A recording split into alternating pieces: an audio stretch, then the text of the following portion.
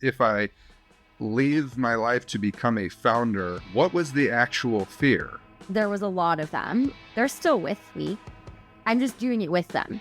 I'm doing it afraid. There is still the fear of the opportunity cost, like what you leave on the table by choosing to go down this path is much higher risk, like long-term for me financially, than just staying with the very high salary of being in venture capital or being if I went to go be like a product manager at Anthropic or OpenAI. Like everything is done with fear. You just got to do it scared.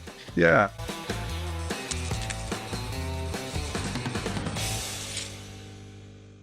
What's happening, everybody? Welcome to Fearful Giants, the podcast that's getting loud about something most leaders never talk about out loud, their fear.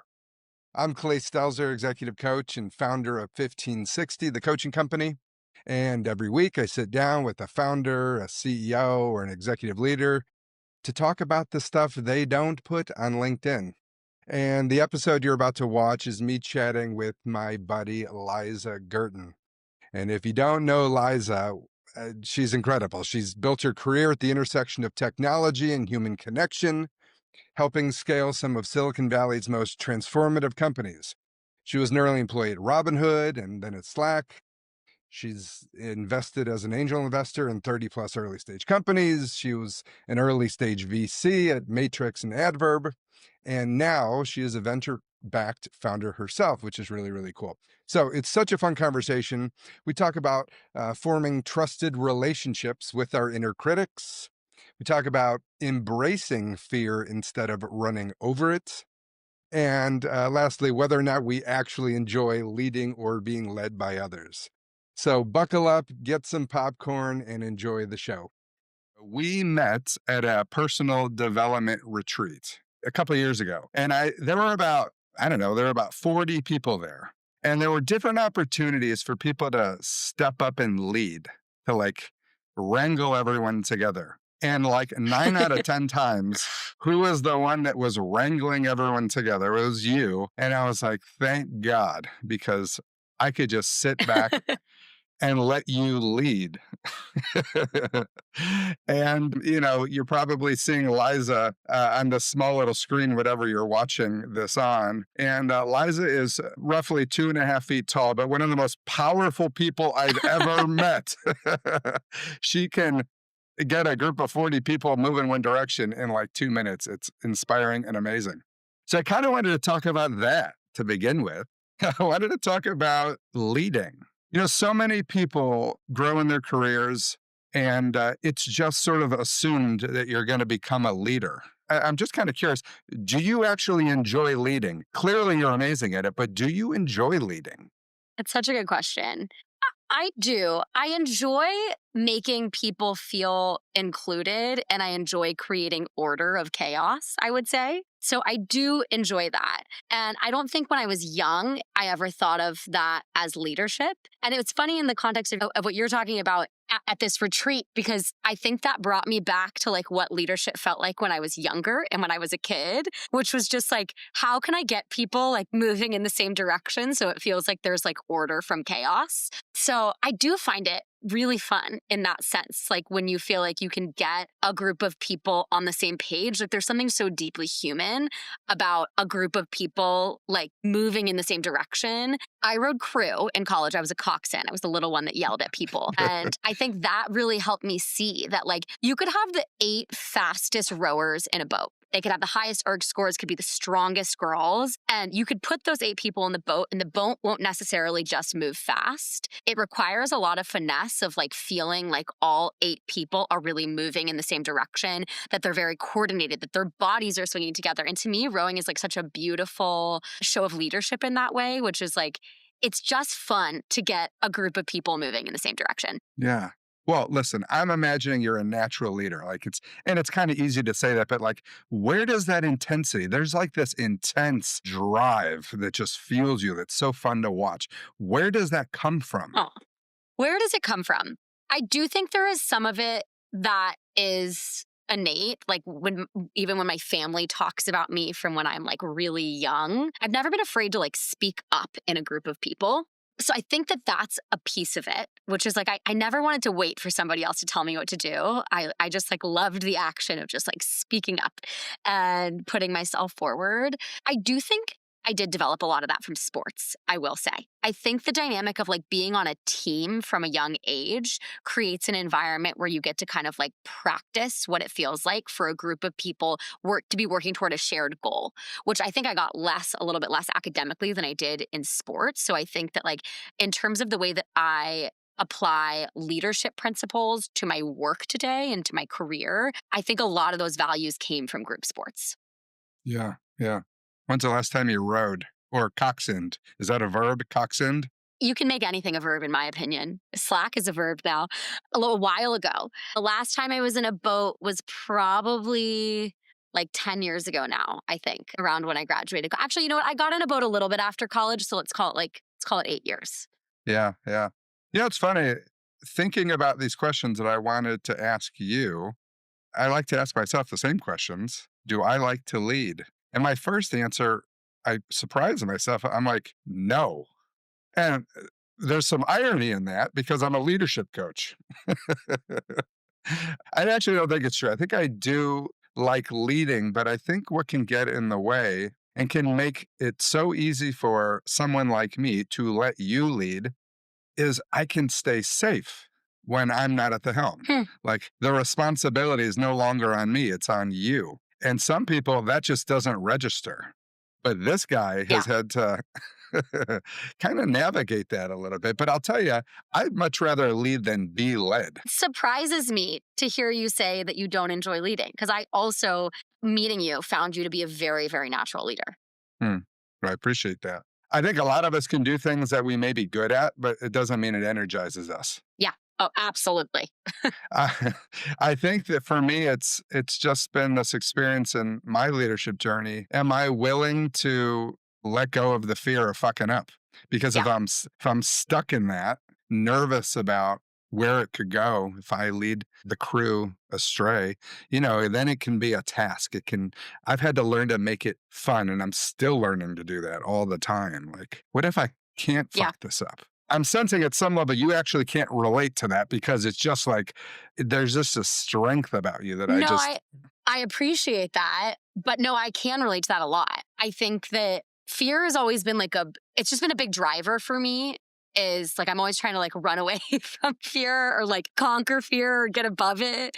But it's like the family of emotions around fear, anxiety. Like I developed a skill from a pretty young age to not project that, to like be really good at projecting a strong confidence despite internally feeling a lot of fear. just sure. Um, which I think helped me because it kind of like I embodied this like fake it till you make it attitude, which was very helpful to me for sure. And then I think once I could put out a certain energy, I would feed off the energy that would give other people. But I'm like deeply, whenever I've been in a leadership position, like always deeply afraid of like, am I fucking this up? I don't know if I can say that.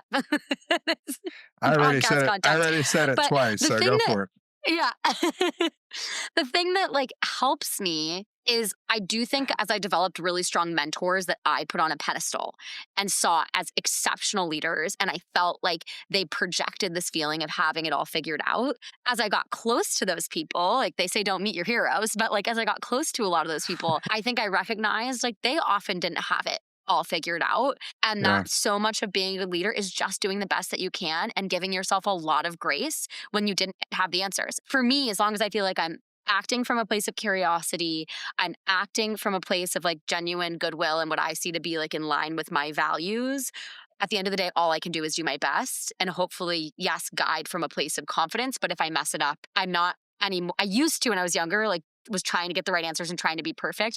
But I think revealing from the people that I put on a pedestal of like, no one really has it figured out kind of gave me more confidence to just do my best and let that be enough. Not without fear though. Trust me. Everything is done with fear. You just got to do it scared. Yeah. Well, listen, that's the reason that I created this podcast. My hope is that this is going to be an interesting conversation for people. And the reason we're calling it Fearful Giants is I don't care who you are, the human experience, fear is a part of that. Unless you have some kind of special something. I don't know if I've met anyone that can't relate at some level of fear. Now, the people that can't relate to Yeah. how fear affects them, they may be unaware of how it's actually impacting them. They may be avoiding certain conversations, not knowingly avoiding them, but just naturally gravitating towards comfort and letting inertia sort of guide you. But yeah, fear is, I love that you're talking about it. I love that we're talking about it because it's just part of what it is to be a leader and be a human being. Yeah. I'm not to sorry to ask you a question, but like I'm actually Yeah. curious how when I can imagine an executive coach and a leadership coach that if you are not acknowledging fear, at least for me in the earlier stages of my career where I didn't, it kind of controlled me. So I imagine if somebody's coming to you with a block or like they're struggling to grow in certain ways, that may be something you notice. Like how do you notice that showing up in a client, like them not being able to acknowledge or kind of see their own fear and how it's showing up for them? How can I notice it? How can I don't actually know the answer to that. I mean, I want to give you an answer. I could just sort of sense, I've been doing this coaching work for a long time, and I've had to learn how to be with my own fear. So, just simply Mhm. asking people, like, what do you think is driving your decision to do or not do whatever it is that we're talking about? And then I might Yeah. throw out some ideas or some stories I have. Like, I don't know if I'm right or wrong about any of this, but I have a sense that you may not have been having this discussion because you're scared of letting them down, hurting their feelings, being seen as a shitty leader, whatever it might be. Yeah. How's that feel? And so I like to just play with folks and try to loosen up our tight grip on our identities to get curious about what's underneath our decisions. The other thing that I love doing is, and I'm already doing it maybe a little bit here, is acknowledging my own stuff. I think probably, there's lots of different coaching styles, lots of different coaches out there. I think the thing that at least some have told me that's been really helpful for them is me acknowledging my own fear as it shows up. It's going to show up. I think the real difference between amazing leaders and okay leaders, like we're all going to be scared, but what do you do with it? Do you let it drive your decisions? Do you acknowledge the fear? Begin to pressure test what I'm actually believing is true or not. And then with intention, choose, not let the fear choose for you. So I like to bring my own stuff into those conversations with leaders. That seems to be helpful. Which I think is amazing because one of the best leaders I had the privilege of working for was the CEO of Slack, Stuart Butterfield. And he showed up even at all hands often so vulnerably, where he was open about the ways that he was having to grow as a leader. At one point I remember being at Slack and he actually saw an executive coach to do like a 360 review of him, and he shared the results of that with the entire company, which at the time was probably 800 or 900 people. And I remember just feeling like I could show up so much more authentically in that workspace because the person at the top was willing to say, like, I'm learning and trying to grow. It made you as an employee feel like, okay, I can do that too. I'm not expected to get it right every single day. I'm expected Yeah. to just do my best, be curious and be learning. And culture is so often set from the top down. And I think I've been at other organizations since working for Stuart, and I think what set him apart as a leader was his ability to, as you said, show up with his own stuff and be vulnerable, which gave his employees permission to be able to do the same. I don't know Stuart, but I like Stuart. Yeah. I get people reaching out to me, someone like Stuart that says, "Hey, Clay, my team's not performing really well. Can you help us? Can you help them?" And my first or one of my responses is typically like, "Sure, maybe we can do that, but are you willing to get curious about what you're up to that's leading them to underperform and share that? Like, are you willing to really be open and curious to take a good look at your part in the situation? Because if you're unwilling to do that, good luck trying to get them to do that." I won't work with the team oftentimes until I'm working with the leader because as you said, culture rolls downhill. It's really important to be able to create permission for people to speak up and be vulnerable. And the only way they're going to do that is by modeling the behavior. Yeah. Absolutely. Yeah. Do you like being led? I want to give you a very honest answer to this. No, I don't. There are cases where I do like being led. I like being led by somebody, like in the case of, my prior boss at Adverb Ventures, who also was the chief product officer, so led my organization at Slack, April Underwood. I loved working for her. So in that case, I did. I would say like 9 out of 10 times I don't love being led, and 1 out of 10 times I do. And those where I've like learned the most in my career. Yeah. And what makes a good leader for me, and again, I think different people make different leaders for different people, which is why 2 very successful companies could have totally different cultures. And I could love Yeah. working at one and not love working at another. I like leaders that align on outcomes and allow their employees or the people that work. I often think even like work, we just hired our first employee. Like, I don't think he works for me. He works with me. Like, that's the kind of leadership style that I like, which is this somebody that where you're like really aligned on outcomes, but you're given a lot of space and freedom to figure it out. Other people like to, I think I have friends that like enjoy being micromanaged. Like they actually genuinely enjoy the structure of somebody saying, do X, Y, and Z in this way. And that's what success looks like. For me, I feel most joyful in my work when my work feels creative, which means that oftentimes it's more about like creatively coming to the outcome than it is like highly analytical, like doing exactly what's told. So in those cases, like, yes, I love being led. Like at Slack, Stuart, again, not to keep coming back to Slack, but it just was such a, I loved the culture of the company. It's where I really grew up as a leader and as an employee. It was always very clear what the values of the company were. I can repeat them back to you now. What the mission of the company is, I could repeat that back to you now. And then they did a good job within your own team structure, then saying like, and this is where you fit into that pie, but you're the one who's going to get to own and drive this forward. And so that, in that case, yes, I love being led. Yeah. But I've had a lot of other experiences where my style of creating and building hasn't mapped well to the style of leadership. And in those cases, I would say less so. I get more Yeah. frustrated. Yeah. And like I can't reach my own potential, which is like the most frustrating thing to me. Yeah. Yeah. Yeah. Yeah. Like if you're a racehorse, like let me race, let me go, let me Yeah, do my thing. exactly. Yeah. That answer doesn't surprise me knowing you. Yeah, like the intensity and the power. If I can't imagine you enjoying being led unless you are given space to do you. And I honestly think Yeah. I think that's the case for a lot of people. There are some people that really do want to be managed. Most importantly, I think it's just so critical that a team talks about how do we want to work together? How do we want to be together as a team? I love it when a manager asks questions around like, how do you work best? How do you want to be led?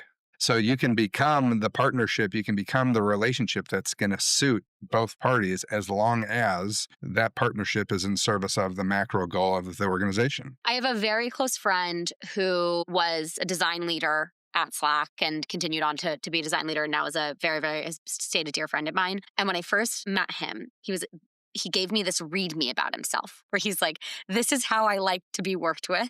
And I remember being really overwhelmed by it at the time and be like, I can't believe this person has like a one pager. But honestly, and I think this is why I gravitated toward him and why we've stayed friends, because it was very different than I was at the time. Like making the subtle direct is such a beautiful thing to do in work because you don't guess and it makes working with somebody so much more effective. If somebody just tells you flat out, hey, I do better if we maybe talk about something live quickly, I get to go back and marry my ideas and then we come back together. It takes away that like, oh, why was that person short with me when we talked about it the first time? Like we were able to come back together because I know how they work. And it's something I've carried with me that I do now. And it's such a helpful thing. Like I think a mistake a lot of people make early in their career, particularly when I've managed young people as well, is they don't take responsibility for their half of the relationship if they think somebody else is managing them. It's like it's the manager's job to tell them what to do and to do it well. But I think one of the most empowering things you can do early in your career is actually to like be able to tell the person leading you how you want to work with them. And I think as a leader, like I really appreciate that because you just don't have to guess as much. And you can ask good questions to draw that out of somebody, but I think it's a great thing to do when you're in the case where you're being led or you're being managed. Yeah. I love it. I think you're absolutely right. I don't think there's one way to lead a team. I think it's so important that you know each other, really deeply know each other. How do we want to be together as a team? What's going to help us thrive? Given our similarities and differences, what's going to really superpower us so we don't feel constrained or so we don't have too much freedom if we're uncomfortable with that? There's not one way to do it. People ask me, yeah, like what's the way to lead a team? And like there isn't one way to be a team. The way to lead a team is to get clear about what's going to support this unique snowball of individuals. Yeah, absolutely. The other Yeah. thing I try to remind myself, like, especially now running a company, is that so much leadership happens in the smallest moments. And I'm thinking of like an example from today. We just hired a new employee who's starting to ramp up, he'd made a comment of like, "Oh, is it okay if I jump in and give ideas around this? Like, I don't want to step on any toes." And like things like that are the most important small moments. Like my immediate response was like, "Yes, please, we want that." And like, we're not step on toes people, me and my co-founder. Like, I Yeah. never want you to be worried about that. Like, please step on my toes. Like, I want you Yeah. to. Yeah. So that, and I think like those small moments, I think are the most important moments to show someone how you like to work together. And I try to remember that because sometimes that feels less scary to be like, okay, how in little ways can I show people, how I want to work together and ask instead of feeling like it sometimes needs to be these like big sweeping moments of leadership. It's like often these little things, I think. Yeah. I love this guy that you hired, and I love the way you responded. I agree. It doesn't, coaches, including myself, sometimes we have these structured sessions where we talk about what's it like being a team? Well, who do you want to be as a team? But if people feel comfortable enough and free enough just to pop these little questions here and there and do that as you go, I mean, that's magic. So good job for you for somehow picking the person that is willing to ask that question. And two, creating space where they're comfortable asking the question. I love it. It's awesome. And I do want to talk about this new company Yeah, of yours. And I know it's a little bit let's do it. under wraps still, so we can't get all the information. But can you share just whatever you're comfortable sharing about what you're up to now? Absolutely. So I started a company, consumer tech company, about 4 months ago now, with one of my very close colleagues from Slack, who I had built products with on the developer platform at Slack. And we are building software to help parents manage the administrative burden of day to day life. One of our kind of core beliefs is that if in 5 years we have AI superintelligence, the way that we manage our households is probably not going to look the same. And we focus a lot of our attention toward building software like Slack that helps make our working lives more pleasant, more productive, simpler. And we want to bring that same kind of like care to building software for managing the home, which often like there's a lot of people in the US and globally that is their work. That is their full-time job.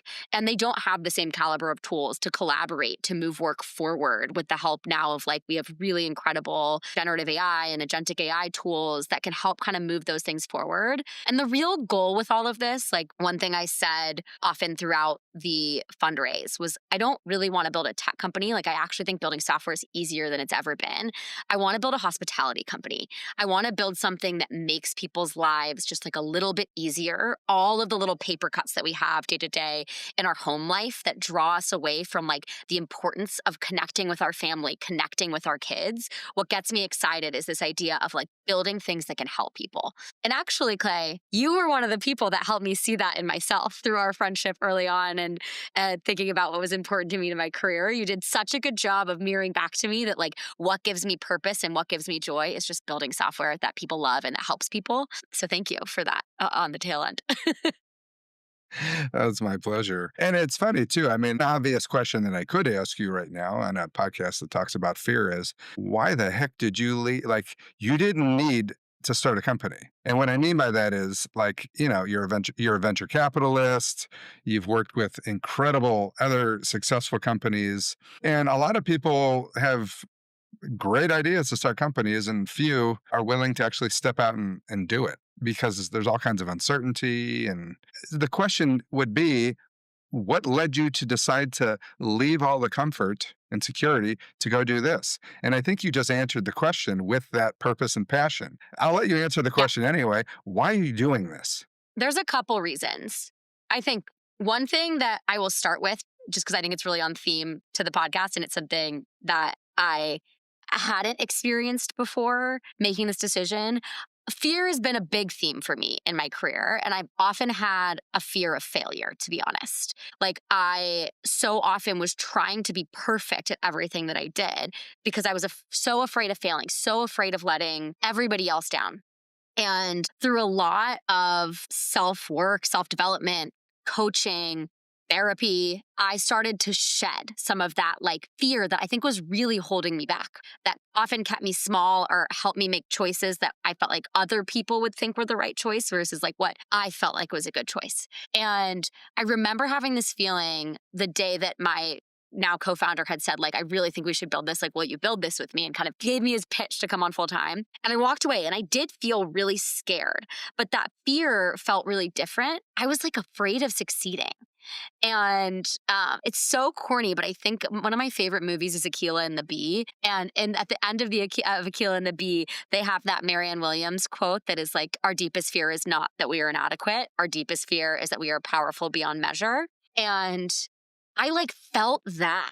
And I don't know, I'm like almost hesitant to say that because I don't want that to seem like not humble, but I I was not afraid of failing. Like I'm okay if we fail. Like the probability, 9 in 10 startups fail, but I was actually more afraid of like how powerful it could be if we let guilt get this right and are able to build something that helps like millions of people. And to me, like that's the power of the skill set I've built in technologies, that you can build these platforms that like can genuinely help millions of people.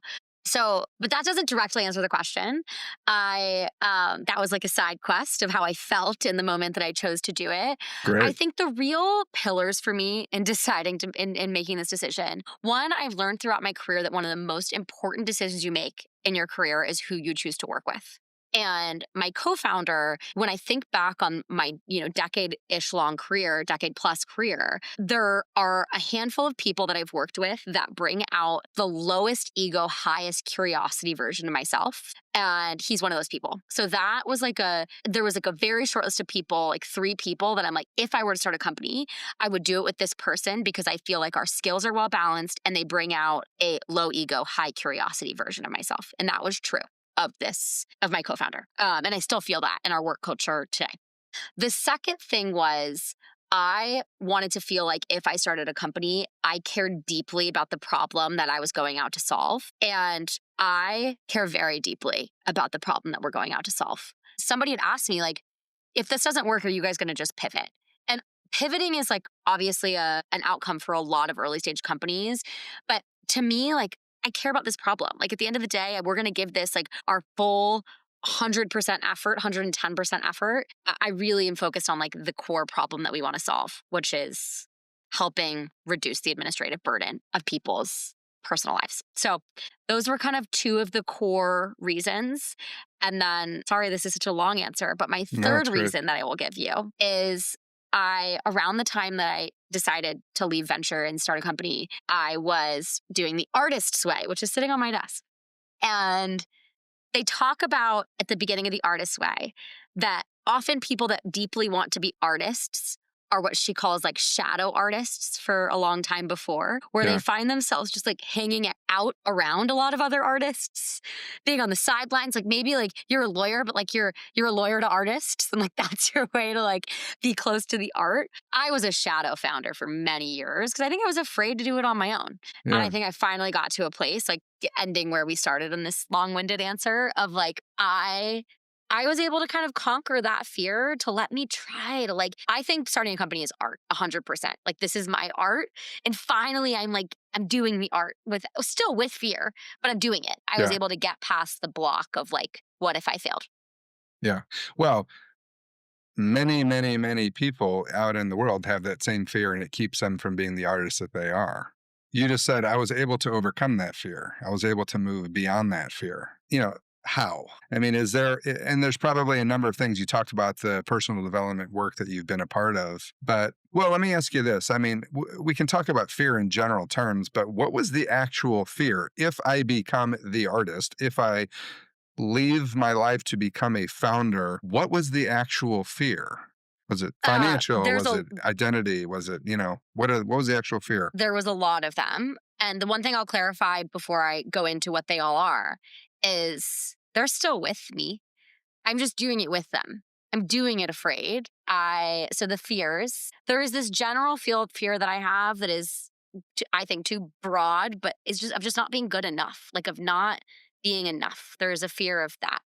Yeah. And I think that there was a fear that if I went off and did this on my own, that everyone will know that I wasn't good enough because it's like the buck stops with me. And if I don't figure it out, I've shown like it's going to prove it that I'm not good enough. I have this voice in my head that I just call the judge. And I now have Yeah. a journal exercise that I do a lot where like I will give myself a full page and I will say, okay, judge, like what do you have to say to me today? Like, what does everything mean that you have to say to try to get it out of my head? And then I will do another page, the same amount that I've written from the judge, I have to do from like, this sounds so woo woo, but like from like the highest version of myself, like this, like who my true self is, how would I respond to that? So that's helped me a lot. And so to answer your question directly now after winding, like fear of not being good enough was a big one.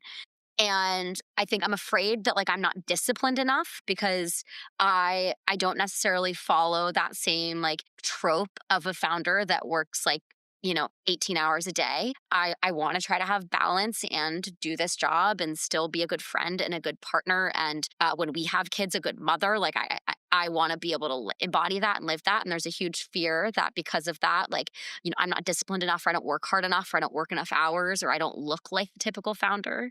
And I think that even though, like, because I have worked for companies that have done well, I come from a place of privilege financially where, like, I feel okay to do this financially. But there is still the fear of the opportunity cost, like what you leave Hmm. on the table by choosing to go down this path is much higher risk, like long term for me financially, than just staying with the very high salary of being in venture capital or if I went to go be like a product manager at Anthropic or OpenAI, like, just back to that same path.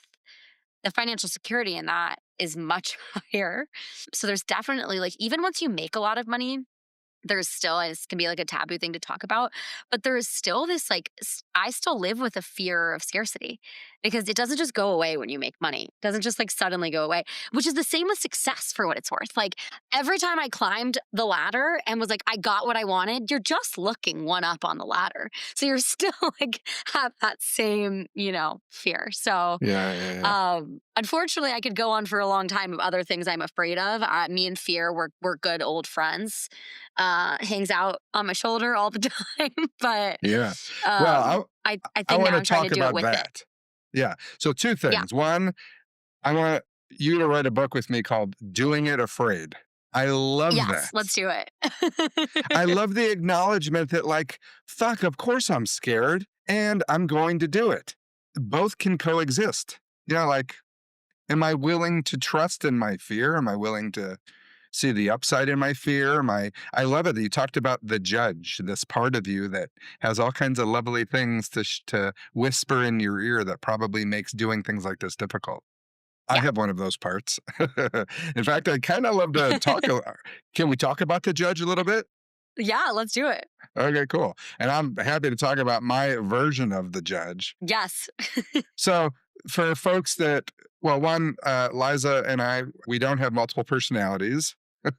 I'll just start with that. There's a big type of all kinds of methodologies in coaching and in therapy where we acknowledge the different personas or parts that live within us and hold them as separate from ourselves. And so acknowledging, yeah, that there is a part that lives on my shoulder that you're naming the judge. And that part probably learned a long time ago that she was important to keep you safe in some way.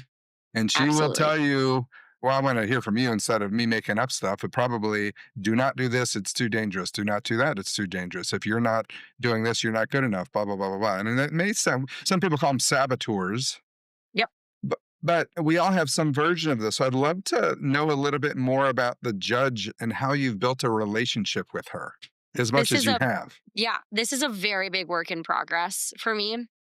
And I think the first step is just being able to identify what that voice, which is like what's been helpful for me about just kind of personifying it, says is not true. And just being able to, that's why this like current exercise I've been doing of writing down what it says has been helpful. Yeah. Because otherwise, I think you can over identify with what it's telling you. And I do think like one of my best friends always says to me, what got you here won't get you there.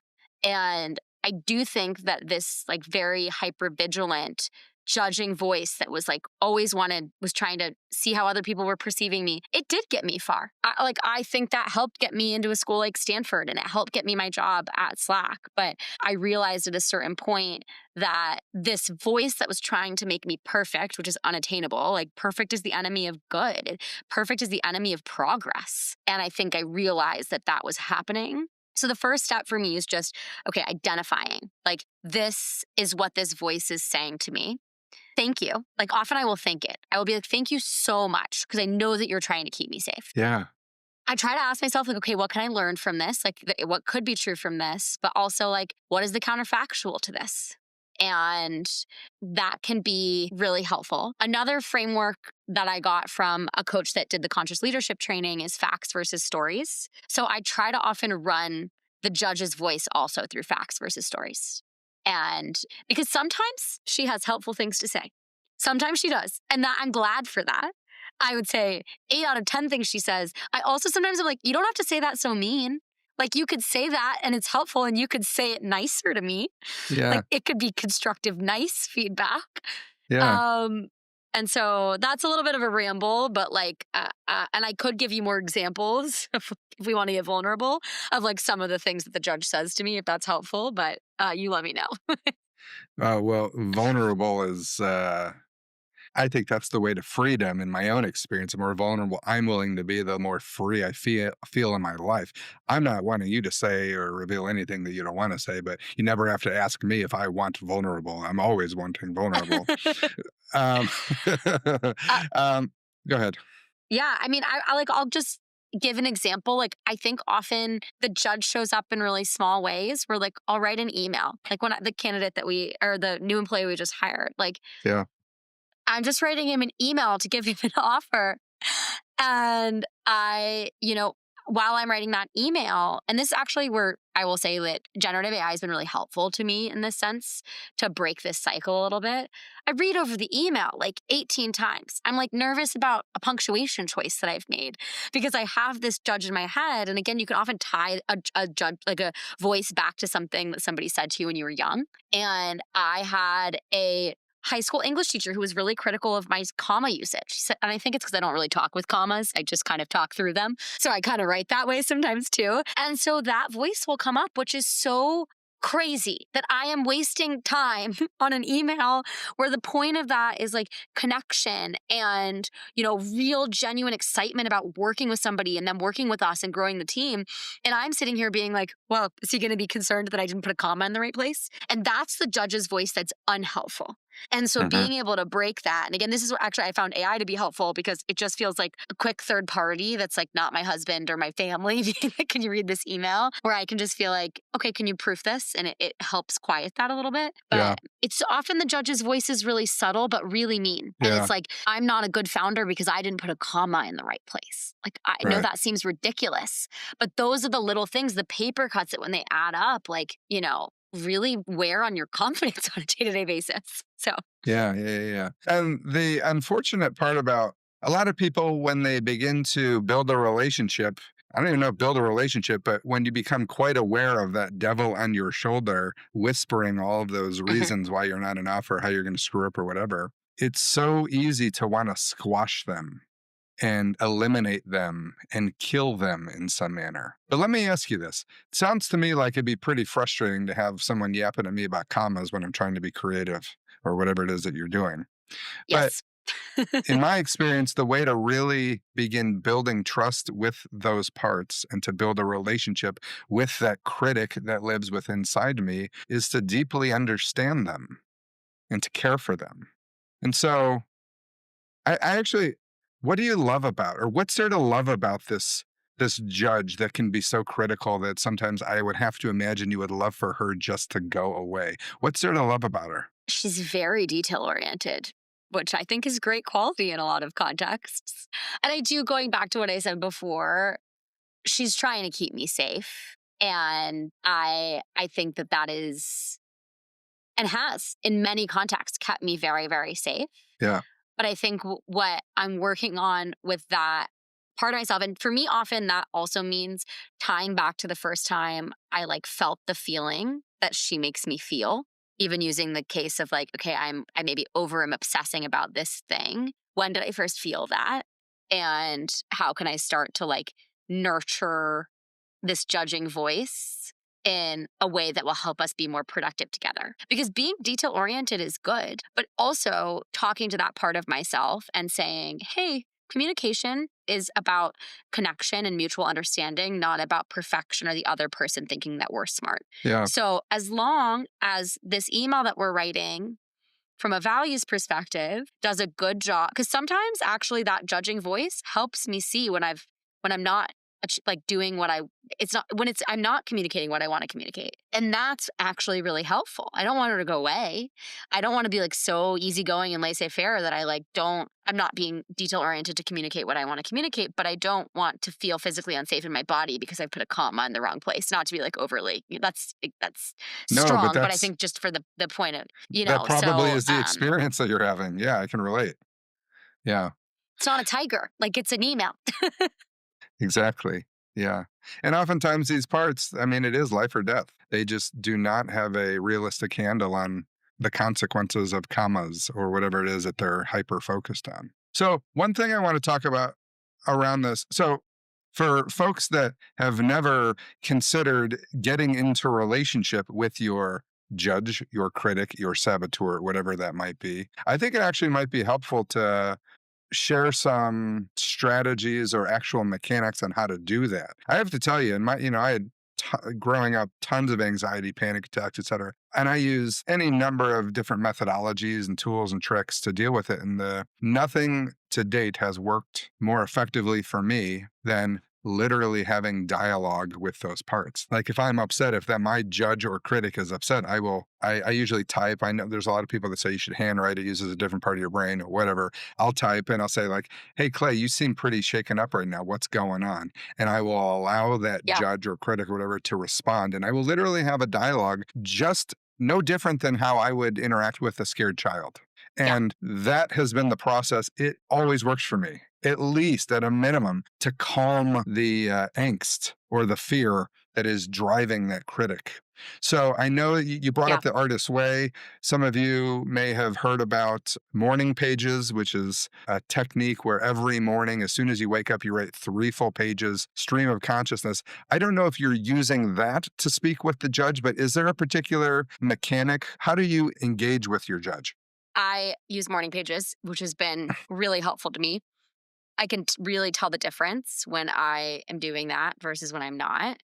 And then I sometimes will also take out my journal like in the middle of the day if I feel like something's blocking me. And I do just try to like same thing, kind of stream of consciousness right from the perspective, like let the judge talk instead of trying to push it away. So you allow your hand to be her megaphone. So you're writing out whatever she's got to say. Is that right?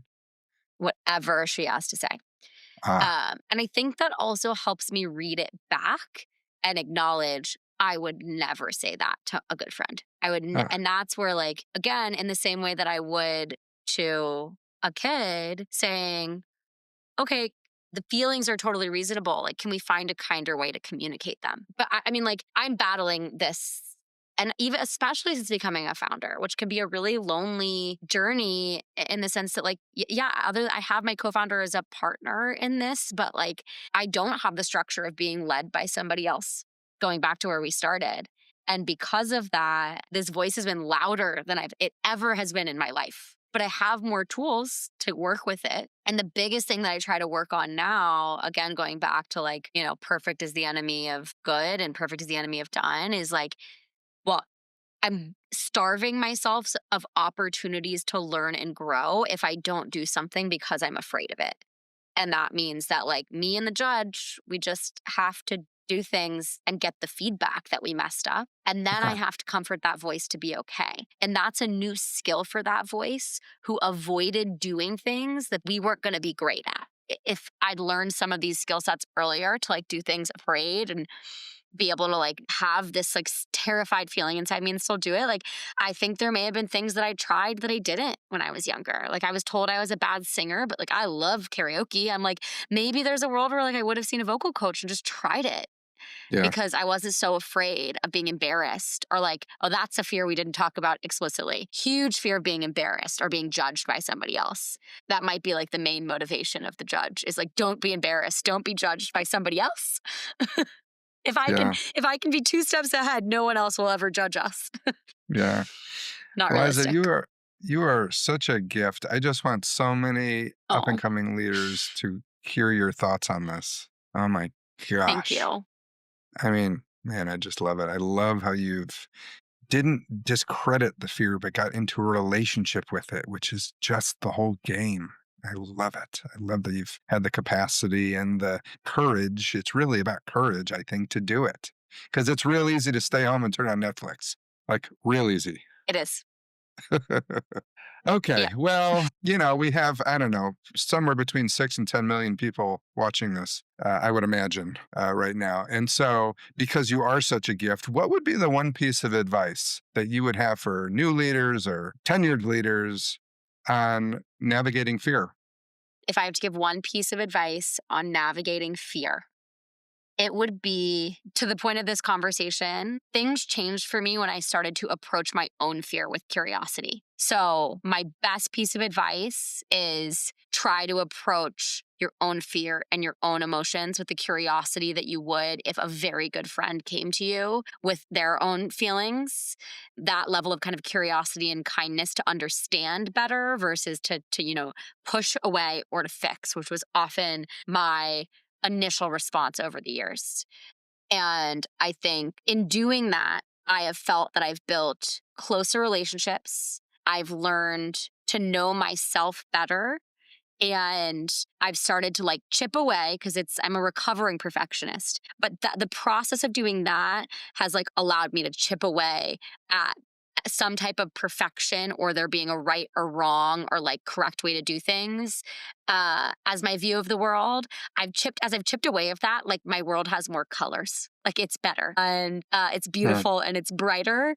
And so that has come from being able to be curious. And the last thing I will say about that is like, you're going to fail at this too. And that's okay. Like, we're talking about this. Like, my critic has never been louder than it has been in the last couple weeks. Like, people from the outside can see me as like very confident and like I have it all together. And I kind of thought as I grew in my career and I got more successful, it would get easier, but it's actually gotten harder. Like, I've also developed more tools to take me further. So, that wasn't as short and eloquent as I would have maybe liked it to be, but hopefully there were nuggets of good in it. Yeah. It's all kinds of nuggets of good in it. Well, I just so appreciate you coming on here and sharing your thoughts. So fun for me, so inspiring. I just really do hope there's now not 6 to 8 million. I hope there's 12 million people that are watching this so they can learn about fear through your experience. Anything before we go, anything else you want to share? Anything you want to pitch? I know you're still early with this company, but anything else you want to share? I don't think so. And what I will say is, I too hope honestly, I hope that there's 12 million people that listen to your podcast every week as you develop this because you have so much wisdom to give. But honestly, if like one person listens to this and one thing that one of us said Yeah, connected with them and felt like it was an unlock, that would bring me an immense amount of joy. So that's all I have to say. This was I really love fun. it. I'm super grateful for you creating this platform and for us having this conversation. Yeah, well, I am very grateful for knowing you and having you on today. And my heart is full right now. If anyone wants to get in touch with you, do you want to share how they can do that? Yes, you can add me on LinkedIn, Liza Gurtin, Gurtin. And my email that I can be reached at is liza@gurt.in. So it's my name. I can also give that to you to share. But Yeah. anybody's welcome to reach out. I'm always happy to chat about my experiences. There's nothing I love to do more if it can Oh, help that's anyone. amazing. Well, listeners, thank you for being here. Oh my gosh, I'm having so much fun doing this. If you liked it, I would imagine there's some like button or share button somewhere on here. Please poke that a bunch of times. Send this off to your friends if you think they'd enjoy it. And I am so excited to be here many, many more times with other brilliant leaders. It's gonna you really set the stage here, though, as it's big shoes to fill for the next guest. But anyway, Oh, thank you so much for being here, and we'll see you next time. Thanks.